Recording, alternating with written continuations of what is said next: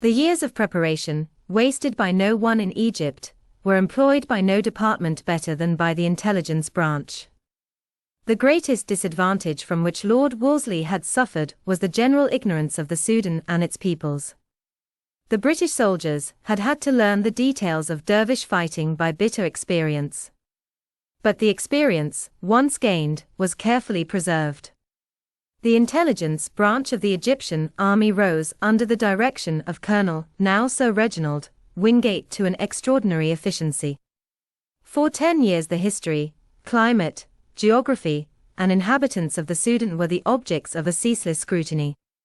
The sharp line between civilization and savagery was drawn at Wadi Halfa, but beyond that line, up the great river, within the great wall of Omdurman, into the arsenal, into the treasury, into the mosque, into the Khalifa's house itself, the spies and secret agents of the government disguised as traders, as warriors, or as women worked their stealthy way.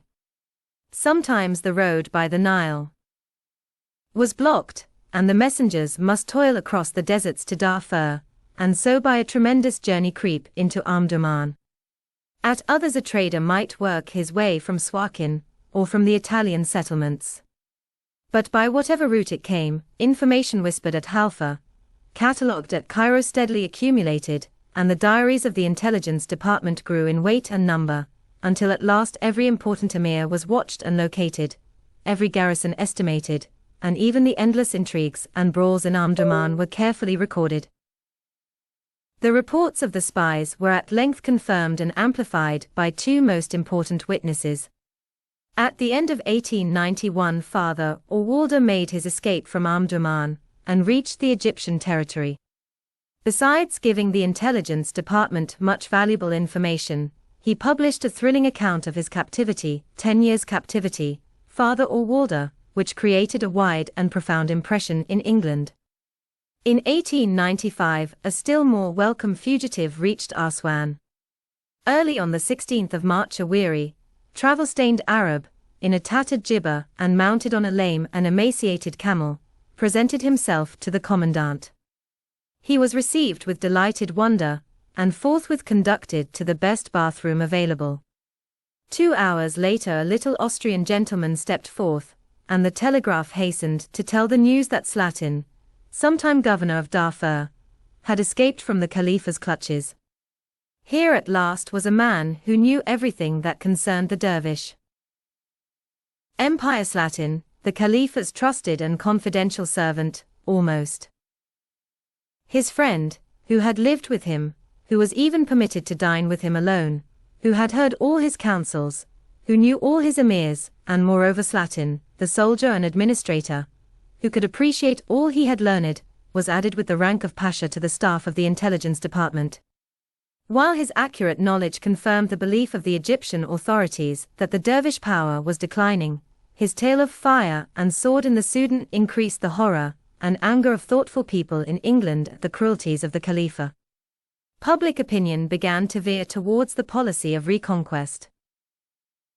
The year 1895 brought in a conservative and unionist administration.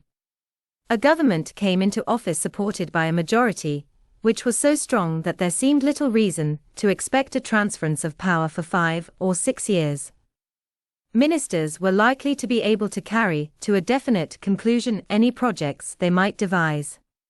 They belonged chiefly to that party in the state which had consistently assailed Mr. Gladstone's Egyptian policy. Here was an opportunity of repairing the damage done by their opponents. The comparisons that would follow such an accomplishment were self-evident and agreeable even to anticipate. The idea of reconquering the Sudan presented itself indefinitely, but not unpleasingly, alike to the government and the people of Great Britain. The unforeseen course of events crystallized the idea into a policy. On the 1st of March, 1896, the Battle of Adowa was fought, and Italy at the hands of Abyssinia sustained a crushing defeat. 2 results followed which affected other nations. First, a great blow had been struck at European prestige in North Africa. It seemed probable that the Abyssinian success would encourage the dervishes to attack the Italians at Kassala. It was possible that they might also attack the Egyptians at Suakin, or on the Wadi Halfa frontier. Secondly, the value of Italy as a factor in European politics was depreciated. The fact that her defeat had been assisted by the arms and munitions of war which had been supplied to the Abyssinians from French and Russian sources complicated the situation. The Triple Alliance was concerned. The third partner had been weakened. The balance might be restored if Great Britain would make some open sign of sympathy. Moreover, the expectations of the Egyptian military authorities were soon fulfilled. The dervishes threatened Kassala as soon as the news of Adour reached them, and indeed there were signs of increased activity in Omdurman itself. In these circumstances, the British government determined to assist Italy by making a demonstration on the Wadi Halfa frontier. They turned to Egypt. It had always been recognized that the recovery of the lost provinces was a natural and legitimate aspiration. The doubtful point was to decide the time when the military and financial resources of the country were sufficiently developed to justify an assumption of the offensive. Lord Cromer's reports, Egypt, No. 2, 1896. From a purely Egyptian point of view, the best possible moment had not yet arrived. A few more years of recuperation were needed. The country would fight the Sudan campaigns more easily if first refreshed by the great reservoirs which were projected. For more than 2 years both projects had been pressed upon the government of His Highness the Khedive or, to write definitely, upon Lord Cromer. At regular intervals Sir Herbert Kitchener and Sir William Garstin would successively visit the British agency. It would be treason to call it Government House, the one to urge the case for a war, the other to plead for a reservoir. The reservoir had won. Only a few weeks before the advance to Dongola was ordered, Garstin met Kitchener returning from the agency. The engineer inquired the result of the general's interview. "I'm beaten," said Kitchener abruptly. "You've got your dam," and Garstin went on his way rejoicing. The decision of the British government came therefore as a complete surprise to the Cairene authorities. The season of the year was unfavorable to military operations. The hot weather was at hand. The Nile was low.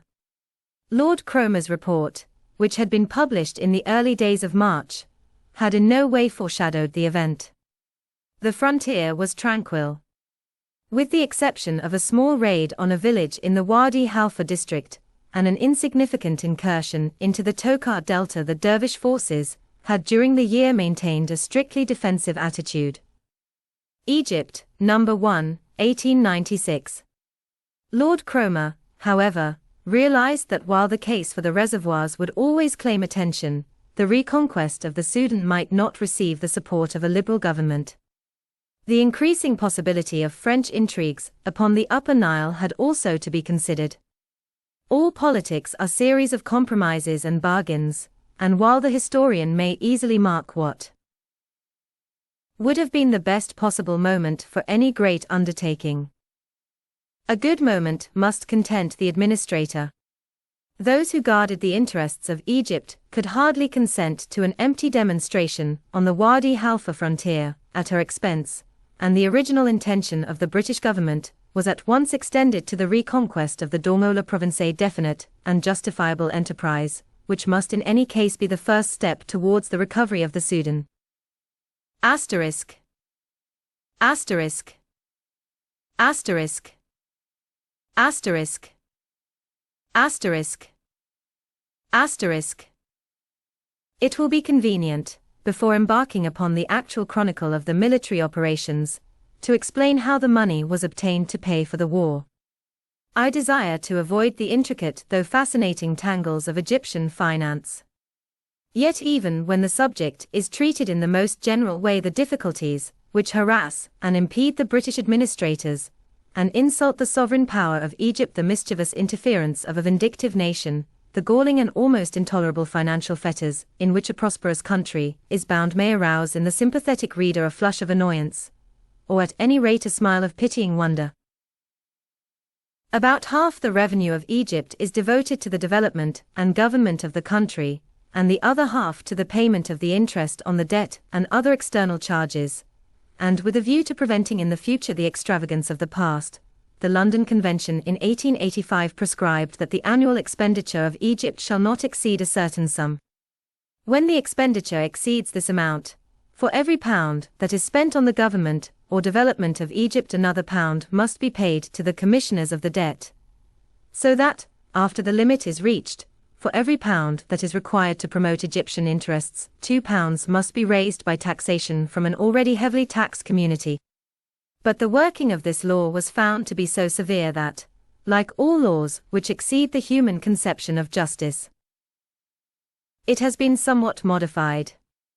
By an arrangement which was effected in 1888, the caisse de la dette are empowered, instead of devoting their surplus pound to the sinking fund, to pay it into a general reserve fund, from which the commissioners may make grants to meet extraordinary expenses.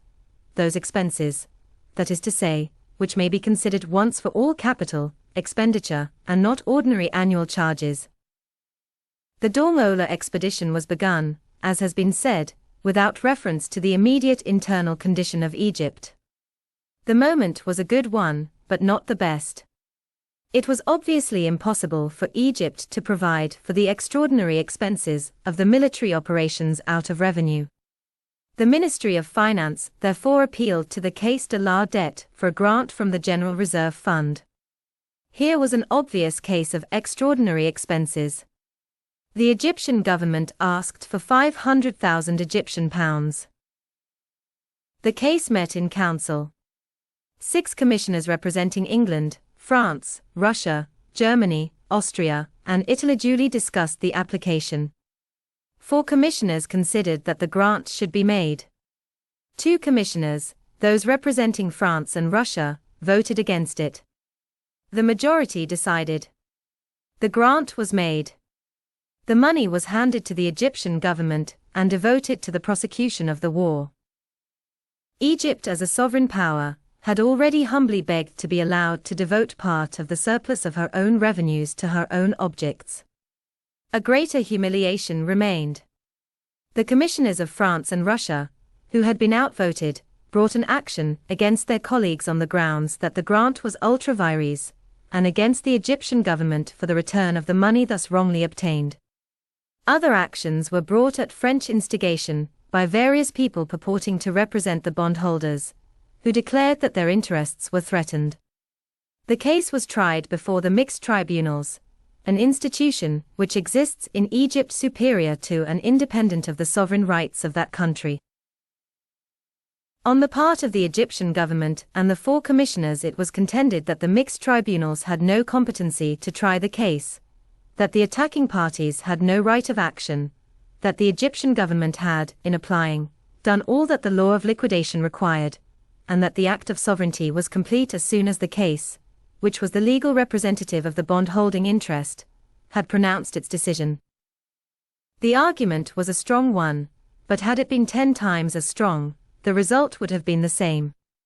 The mixed tribunals, an international institution, delivered its judgment on strictly political grounds, the judges taking their orders from the different countries they represented. It was solemnly pronounced that war expenses were not extraordinary expenses. The proximate destruction of the Caliph's power was treated quite as a matter of everyday occurrence. A state of war was apparently regarded as usual in Egypt. On this wise and sensible ground the Egyptian government were condemned to pay back 500,000 Egyptian pounds, together with interest and costs.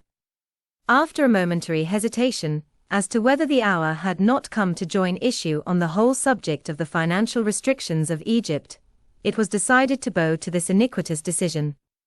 The money had now to be refunded. It had already been spent. More than that, other sums were needed for the carrying on of the war. The army was by then occupying Dormola, and was in actual expectation of a dervish counterattack, and it was evident that the military operations could not be suspended or arrested. It was impossible to stop, yet without money it seemed impossible to go on, and, besides, it appeared that Egypt would be unable to repay the 500,000 Egyptian pounds, which she had been granted, and of which she was now deprived. Such was the painful and difficult situation, which a friendly nation, in the utmost exercise of her wit and the extreme compass of her legal rights, had succeeded in producing in a country for whose welfare she had always professed an exaggerated regard. Such was the effect of French diplomacy. But there is a nemesis that waits on international malpractices, however cunning. Now, as before and since, the very astuteness of the French ministers and agents was to strike a terrible blow at French interests and French influence in Egypt. At this period France still exercised a considerable force on Egyptian politics. One Egyptian party, the weaker, but still by no means insignificant, looked towards her for support. The news of the French success cheered their hearts and raised their spirits. Orientals appreciate results. The result was a distinct reverse to the British. The conclusion to the native mind was obvious. Great Britain had been weighed in the European balances and found wanting. In all Eastern countries a large proportion of the population fluctuates uncertainly, eager only to be on the winning side. All this volume of agitation and opinion began to glide and flow towards the stronger power, and when the Egyptian government found their appeal from the decision of the Court of First Instance of the Mixed Tribunals to the International Court of Appeal at Alexandria quashed, and the original decision confirmed, the defeat of the British was no less complete than the triumph of the French. But meanwhile the Consul General acted. On the 2nd of December he telegraphed to Lord Salisbury, reporting the judgment of the Court of Appeal, and asking that he might be authorized to state directly that Her Majesty's government will be prepared to advance the money on conditions to be hereafter arranged. The reply was prompt, though guarded. "You are authorized," said Lord Salisbury, "by the Chancellor of the Exchequer, to state that though of course the primary liability for the payment of the 500,000 Egyptian pounds rests with the Egyptian government, Her Majesty's government will hold themselves prepared to advance, on conditions to be decided hereafter, such a sum as they feel satisfied that the Egyptian treasury is powerless to provide." The original 500,000 pounds was afterwards increased to 800,000 pounds, which sum was paid by the British Exchequer to the Egyptian government, at first as a loan and later as a gift. This obvious development does not seem to have been foreseen by the French diplomatists, and when, on the 3rd of December, it was rumored in Cairo that Great Britain was prepared to pay the money, the great feeling of astonishment and of uncertainty was created. But the chances of the French interference proving effective still seemed good. It was believed that the English government would not be in a position to make an advance to the Egyptian government until funds had been voted by Parliament for the purpose. It was also thought that Egypt would be utterly unable to find the money immediately. In the meantime the position was humiliating. France conceived herself mistress of the situation. A complete disillusionment, however, awaited the French government.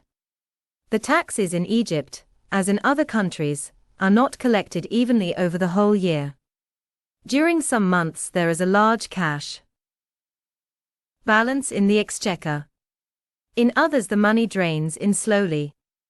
It happened at this period of the year, after the cotton crop had been gathered, that a considerable balance had accumulated in the treasury, and on the guarantee of the English government being received, to the effect that they would ultimately assist Egypt with regard to the expenses of the expedition, Lord Cromer determined to repay the money at once. The event was foreshadowed.